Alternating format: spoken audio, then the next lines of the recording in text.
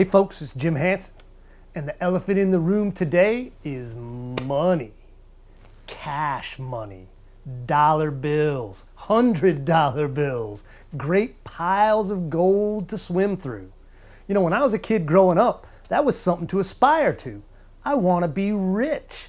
It was a good thing. Americans all thought that if they stayed in school and worked hard, someday they too could be rich. Not anymore. I mean, I do think at a certain point you've made enough money. Money's bad. How the hell did that happen? I see those Occupy Wall Street types telling everybody that the 1% is evil. No, no, no. The 1% is living. Hell, I'm an aspiring 1%er, and so are a lot of you. I mean, the only people in America who really aren't are those hair shirt liberals driving their Toyota Prii and aggravating us with their Obama-Biden 2012 "I didn't learn my lesson, so I'm doubling down on dumb" stickers. Now, the presidential race is a perfect microcosm of this battle. On the one hand, you've got a guy who destroyed our economy, crushed America's credit rating, and never had an honest job in his life, never made a payroll, never made nothing. The only money he ever made was telling liberals made-up stories about himself. On the other hand, you got Mitt Romney, a guy who started his own company, helped a bunch of other companies turn around, and made crap loads of money.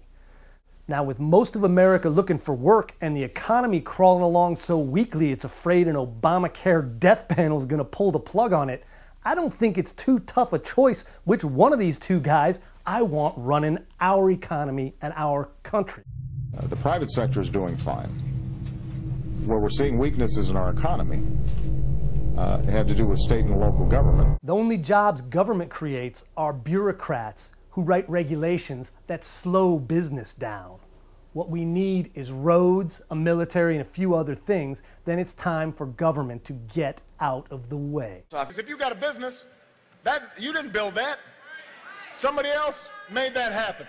To say something like that is not just foolishness, it's insulting to every entrepreneur, every innovator in America, and it's wrong. President Obama attacked success, and therefore under President Obama we have less success, and I will change that. Hey, it's a pretty clear-cut choice. You got one guy who believes government is the answer. You got another guy who believes the American people are the answer. One guy thinks looters and moochers got as much or more right to your money than you do, and you got another guy who thinks that you should enjoy the fruits of your labors.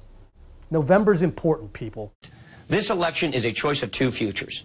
Do you want a government-centered society in a government-driven economy and government-rationed health care, or do you want the American Opportunity Society with a safety net, a free economy, economic freedom, personal liberty? That's what we want. That's the American idea.